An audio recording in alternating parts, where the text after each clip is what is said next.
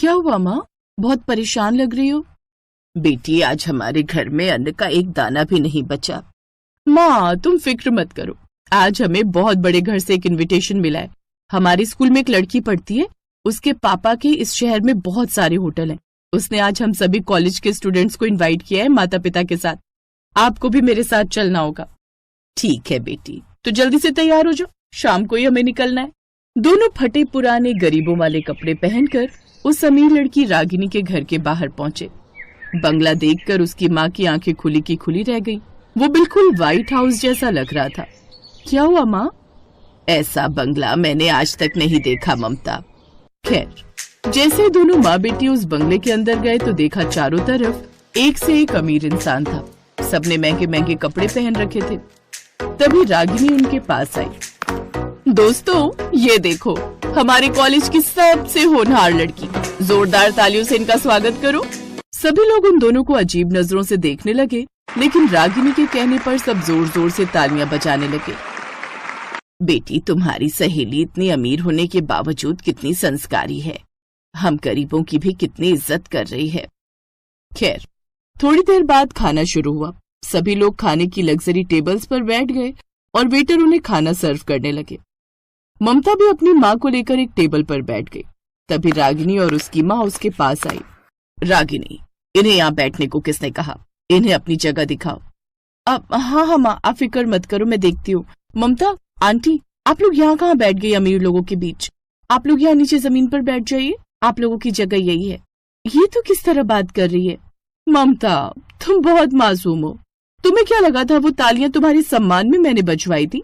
तालियां तो मैंने इसलिए बजवाई थी ताकि तुम लोगों को अपनी औकात का पता चल सके। इन अमीर लोगों को भी तो पता चले कि कोई गरीब आया है इस पार्टी में। तुम लोगों के लिए मैं इतनी महंगी महंगी प्लेटें बर्बाद नहीं कर सकती। मेरा बंगला करोड़ों का है, यहाँ की फर्श भी बहुत कीमती है। रागिनी की बातें सुनकर ममता को बहुत गुस्सा आया। उसने अपनी माँ का हाथ पकड़ा और उठ खड़ी हुई। तुझे अपने करोड़ों के बंगले पर बहुत घमंड है ना? मैं इन सब के सामने तुझसे वादा करती हूँ कि ये बंगला एक दिन मैं खरीद लूंगी। दोस्तों, मम्मी डैडी देख रहे हो ये भिखारन क्या कह रही है? कपड़े खरीदने की औकात नहीं है और बोलती है ये बंगला खरीदेगी। चलो माँ, बहुत हो गई बेइज्जती। ममता अपनी माँ को लेकर घर वापस आ गई। बेटी, बाकी सब तो ठीक था, लेकिन तुझे इतनी बड़ी बात इतने सारे लोगों के सामने नहीं कहनी थी। हम तो साल का 50,000 भी नहीं कमा पाते। मैंने जोश जोश में आकर कह दिया था, लेकिन फिर भी मैं आपसे वादा करती हूँ कि उसका वो बंगला तो मैं खरीद कर ही रहूंगी। अगले दिन ही ममता अपनी सारी डिग्री लेकर किसी कंपनी में इंटरव्यू देने चली गई। मैनेजर ने उसकी डिग्री देखी, फिर ममता को ऊपर से नीचे देखा और कहा, देखिए, आपकी डिग्री तो ठीक है, लेकिन आपकी ड्रेस हमारी कंपनी की पॉलिसी के खिलाफ है। इंसान के कपड़े देखकर उसकी मानसिकता का भी पता लगता है। गरीबी मानसिकता हमारी कंपनी के लिए खतरनाक है। लेकिन ममता ने फिर भी हार नहीं मानी। वो लगातार कई दिनों तक अलग अलग कंपनियों में इंटरव्यू देती रही, लेकिन उसे कहीं पर भी नौकरी नहीं मिली। जब काफी दिनों तक उसे कोई काम नहीं मिला तो वो अचानक किसी रेस्टोरेंट में पहुंच गई। उसका मालिक बहुत बुजुर्ग था। बेटी, मेरे यहाँ सारा स्टाफ फुल है, मैं तुम्हें बर्तन धोने का काम दे सकता हूँ। ठीक है बाबा, मैं ये काम करने को भी तैयार हूँ। तो अब ममता उस होटल में बर्तन धोने का काम करने लगी। फिर एक रोज उसके मालिक ने कहा, बेटी, आज हमारे सारे हलवाई गांव गए हुए हैं, क्या तुम्हें खाना बनाना आता है? हाँ बाबा, मैं बहुत अच्छा खाना बना लेती हूँ, आपने कभी मुझे मौका ही नहीं दिया। देखो, मेरा भरोसा मत तोड़ना, क्योंकि आज हमारे होटल में इस शहर के बहुत बड़े आदमी आने वाले हैं। इस शहर में उनके सैकड़ों होटल हैं। खैर, ममता खुशी खुशी खाना बनाने लगी। थोड़ी देर में उनके होटल में उसकी सहेली रागिनी अपने माँ बाप के साथ आई।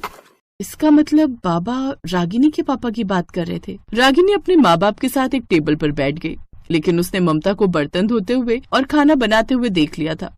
थोड़ी देर बाद ममता उन सबको खाना सर्व करने लगी।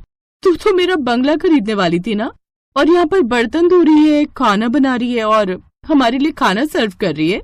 बेटी, इन गरीबों के मुंह नहीं लगते, चुपचाप खाना खाओ। बेचारी ममता उस वक्त कुछ नहीं बोल पाई। अब वो दिन रात मेहनत करती जा रही थी। अब वो उस होटल में खाना भी बनाती थी, बर्तन भी धोती थी, इसलिए वो अच्छा खासा कमाने भी लगी थी। फिर एक रात उसकी माँ ने कहा, बेटी, अब हमें खाने पीने की कोई समस्या नहीं है, लेकिन तूने जो इतनी बड़ी बात बोली थी ना कि उसका बंगला खरीद लेगी, ये तो कहीं से भी संभव नहीं लगता। लोग तुझे हारा हुआ ही समझेंगे। माँ, ना वो बंगला कहीं भागा जा रहा है और ना ही मैं। मुझे ऊपर वाले पर पूरा भरोसा है। एक ना एक दिन वो बंगला मैं खरीद कर रहूंगी। तो ऐसे ही दिन बीत रहे थे। फिर एक रोज ममता के होटल में एक बहुत बड़े मंत्री जी आए। बाबा, कल मेरे बंगले पर बहुत बड़ी पार्टी है। खाना तो ओबरॉय होटल की तरफ से आ रहा है, मुझे कुछ वेटर चाहिए। ममता बेटी, आज शाम को तुझे मंत्री जी के यहाँ जाना है। पूरे वेटर स्टाफ को लेती जाना, बहुत अच्छा पैसा मिलेगा। ठीक है बाबा। मंत्री जी, आप फिक्र मत कीजिए, आपको शिकायत का कोई मौका नहीं मिलेगा। खैर, मंत्री जी वहां से चले गए। रात में ममता अपने सभी वेटर्स को लेकर मंत्री जी की पार्टी में पहुंची। वहां पर रागिनी के पापा के होटल का खाना लगा हुआ था। रागिनी की फैमिली भी वहीं मौजूद थी। उसने जैसे ही ममता को देखा वैसे ही उसके पास चली आई। तुझे पता है यहाँ पर मेरे डैडी का खाना चल रहा है और तू यहाँ पर वेटर है। वैसे कब खरीदने वाली है तो मेरा बंगला? रागिनी ममता से बात कर ही रही थी कि तभी कुछ मेहमान अचानक चिल्लाने लगे। मंत्री जी, ये सब क्या है? हमारे खाने में केकड़ा निकला और रोटियों में तो फफूंद लगी हुई है। मंत्री जी भागते हुए आए। जब खाना चेक किया गया तो खाना 4 दिन पुराना निकला। उन्होंने रागिनी के डैडी को बुलाया। सारे लोग वहीं इकट्ठा हो गए। मिस्टर ओबराय, इस शहर में मैंने ही तुमको सारे होटल के टेंडर्स दिलाए थे और आपने मेरे ही साथ ऐसा किया। मैं इसी वक्त सारे कॉन्ट्रैक्ट तुमसे वापस लेता हूँ। मुझे तो तुम पर पहले ही शक था, लेकिन अब खाने का क्या होगा? मंत्री जी, फिक्र मत कीजिए, मैं बस 1 घंटे के अंदर सब लोगों के लिए ताजा खाना बना दूंगी। ममता ने 1 घंटे के अंदर अपने साथियों के साथ मिलकर खाना बना दिया। सभी मेहमान उंगलियां चाटते रह गए। मंत्री जी, आपको ऐसे लोगों को मौका देना चाहिए। इस लड़की के हाथ में तो ओबरॉय साहब के खाने से 10 गुना बेहतर स्वाद है। ममता बेटी, आज से इस शहर के होटल के सारे टेंडर मैं तुम्हें देता हूँ। मैं 10 करोड़ इन्वेस्ट भी करूंगा। तो इस तरह ममता कुछ ही महीनों में करोड़पति बन गई। उधर रागिनी का परिवार सड़क पर आ गया। उसके बंगले की बोली लगी और सबसे बड़ी बोली ममता ने लगाई। रागिनी ने खुद अपने हाथों से ममता को चाबी दी। मैंने कहा था ना रागिनी कि मैं ये बंगला तुझसे खरीद कर ही रहूंगी। आज के बाद किसी को भी छोटा समझने की कोशिश मत करना। और वैसे अंकल, मुझे छोटे लोगों से बात नहीं करनी चाहिए ना, इसलिए मैं अब आपकी बेटी से कभी बात नहीं करूंगी। चलती हूँ, गुड बाय। उस दिन के बाद ममता अपनी माँ के साथ उसी करोड़ों के बंगले में खुशी खुशी रहने लगी। सुमन और कुसुम दोनों जुड़वा बहनें थीं। दोनों का रंग रूप, यहाँ तक कि चेहरे भी बिल्कुल एक जैसे थे। दोनों में से ये पहचान पाना मुश्किल था कि कौन सुमन है और कौन कुसुम। अरे ओ सुमन, सुनती क्यों नहीं? चल उठ जा जल्दी से और जाकर फटाफट धो दे सारे बर्तन। कुछ सीख अपनी बहन से। बेचारी सुबह से घर के कामों में लगी है और तुझसे बिस्तर ही नहीं छोड़ा जा रहा। क्या माँ, तुम हमेशा ऐसे ही करती हो। मैं सुमन नहीं कुसुम हूँ। सुबह से मैंने ही तो किए हैं घर के सारे काम। अब जाकर बैठी हूँ थोड़ी देर को। अच्छा माफ कर दे बेटी, एक तो शक्ल एक जैसी, ऊपर से तुम दोनों कपड़े भी एक जैसे पहन लेती हो। तू आराम कर। वैसे ये सुमन है कहाँ? मुझे नहीं पता, होगी यहीं कहीं। लगता है फिर निकल गई घर से बाहर। घर आने दो इसे, आज दिमाग ठिकाने लगाती हूँ इसके। ये राधा है, कुसुम और सुमन की माँ, जो अपने पति के देहांत के बाद अकेली ही दोनों बेटियों की जिम्मेदारी उठा रही थी।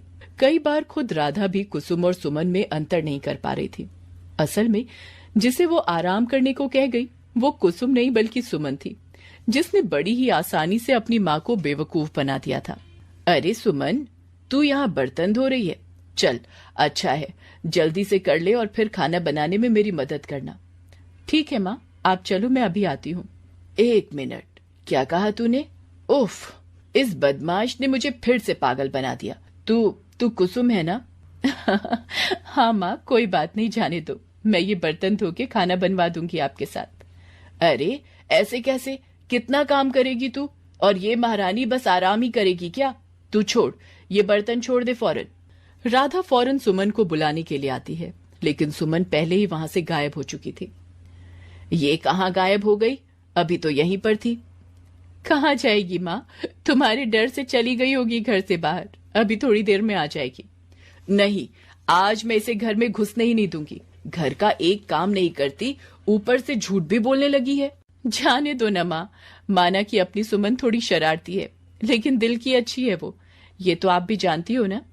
हाँ बेटी, लेकिन दुनिया दिल नहीं देखती, आदतों से ही इंसान की पहचान होती है, खास करके लड़कियों की।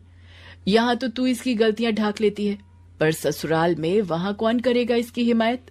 सब ठीक हो जाएगा माँ, मैं समझाऊंगी इसे, वो समझ जाएगी और सुधर भी जाएगी। कुसुम ने कई बार सुमन को समझाने की कोशिश की, लेकिन सुमन पर कोई फर्क नहीं पड़ा। उसे हमेशा से ही बिना कुछ किए बस आराम की जिंदगी चाहिए थी। ना तो उसका घर के कामों में मन लगता था और ना ही पढ़ाई लिखाई में। सुमन, क्या है ये? तेरी तो सप्लीमेंट्री आई है, ये कैसे हो गया? अब जो होना था वो हो गया। सुनना, तो इस बारे में मम्मी को मत बताना, ठीक है? नहीं, मम्मी से कैसे छिपा सकते हैं? उन्हें तो बताना ही होगा, और फिर तुझे सप्लीमेंट्री का फॉर्म भरने के लिए फीस भी तो चाहिए होगी। उसकी चिंता तू मत कर, फीस के पैसों का इंतजाम मैंने कर लिया है, और पास होने का भी। क्या मतलब? तेरे पास पैसे कहाँ से आए और तू करने क्या वाली है?